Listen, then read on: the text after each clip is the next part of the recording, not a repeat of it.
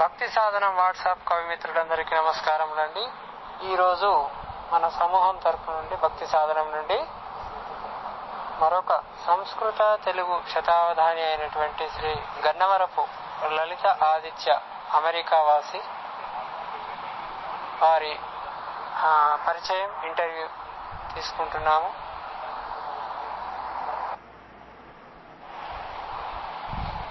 నమస్కారం అండి లలిత ఆదిత్య గారు. నేను భక్తి సాధనం రాధాకృష్ణను. నమస్కారం. మీ యొక్క పరిచయము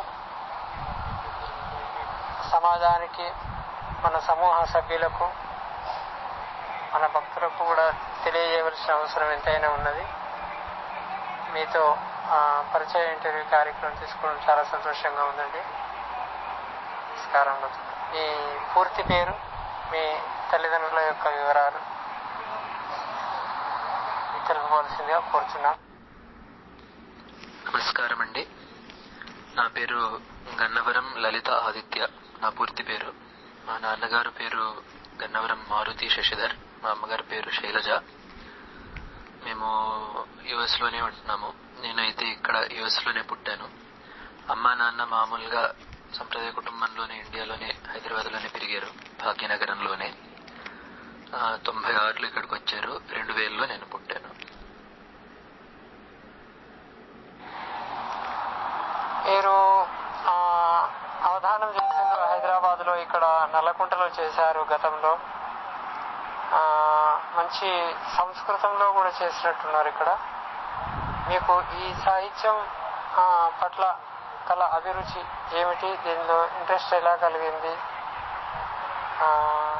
ఎన్ని అవధానాలు చేశారు ఇప్పటి వరకు? సాహిత్యంలో అభిరుచి నా చిన్ననాటే మొదలైంది. చిన్నగున్నప్పుడు అమ్మ నాకు కృష్ణ శతకము ఇట్లాంటి పద్యాలు చెప్పించేది, నాన్న వేమన శతకము, భాగవతం పద్యాలు చెప్పించేవారు. కాబట్టి అది ఎట్లా మొదలైంది. క్రమక్రమంగా పెద్దగవుతుండే కొద్దీ సంస్కృతంలో కూడా అభిరుచి పెరిగి నాకు మొదట్లో కావ్యపాఠం చెప్పిన గురువు గారు శ్రీ రాయపురంలో కామేశ్వర శర్మ గారు, వారి వద్ద రఘువంశం పాఠం జరగడం మొదలైంది. అటు పిమ్మట కావ్య పఠనం మామూలుగానే చేయడము, సంస్కృతంలోనే ఎక్కువ ఏం చెప్పాలంటే తెలుగు కంటే. అవధానానికి వస్తే నాకు అవధానం నేర్పించిన గురువు గారు శ్రీ ధూళిపాళ్ల మహాదేవమణి గారు. వారు రాజమహేంద్రిలో ఉంటారు. వారు నా చేత అక్కడే మొదటి అవధానం చేయించారు. ఇప్పటికి నేను 12 పైన అవధానాలు చేస్తున్నాను, తెలుగులోను సంస్కృతంలోను.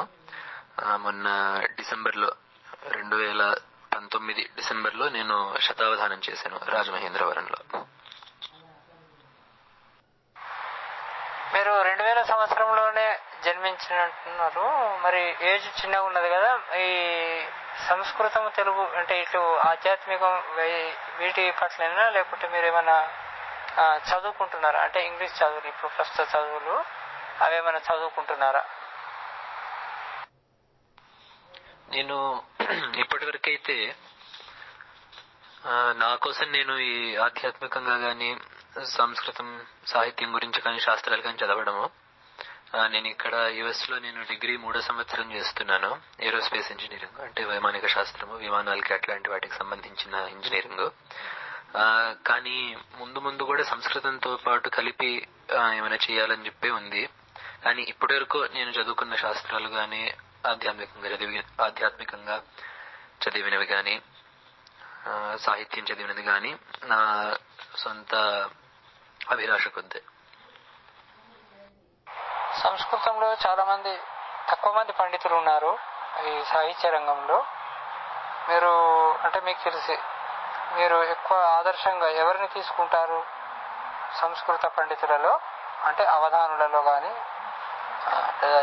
ఇట్లాంటి విషయాలలో ఎవరిని ఆదర్శంగా తీసుకుంటారు?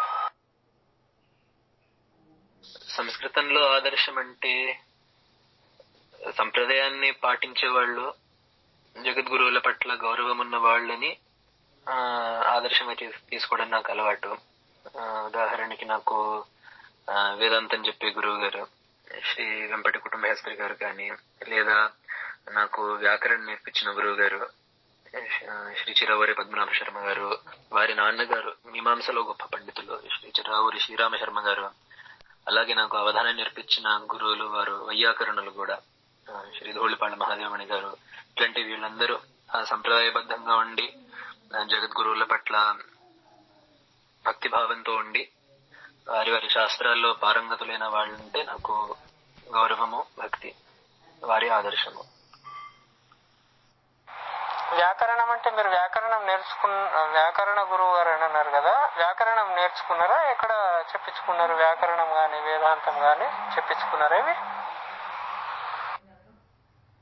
వ్యాకరణ పాఠము నాకు లఘు సిద్ధాంత కౌముది నేను ఇందాక చెప్పిన గురువులు రాయప్రోలు కామేశ్వర శర్మ గారు నాకు సంజ్ఞాప్యాకరణము, పంచసంధాలు చెప్పారు. దాని తర్వాత నాకు అవధానం నేర్పించిన గురువు గారు నాకు ఈ పూర్వకృత్తులు చెప్పారు. కానీ నేను దాని తర్వాత నేను ఒక 2-3 నెలలు శృంగేరి వెళ్ళాను. అక్కడ నేను చెప్పిన శ్రీ చిర్రావూరి పద్మనాభ శర్మ గారి దగ్గర నేను అక్కడ ఇంకో పండితులు అక్కడ చంద్రశేఖర భట్ అని చెప్పి వారిద్దరి దగ్గర అక్కడ శృంగేరిలో నేను వ్యాకరణం 3 నెలలంతా చదువుకున్నాను. ఇంకా మళ్ళీ వెళ్ళి అక్కడే చదువుకుంటున్నాను, మళ్ళీ అప్పుడప్పుడు సెలవులు వచ్చినప్పుడు వెళ్ళి. వేదాంతమేమో ఆన్లైన్ ద్వారానే, అంటే గురువుగారు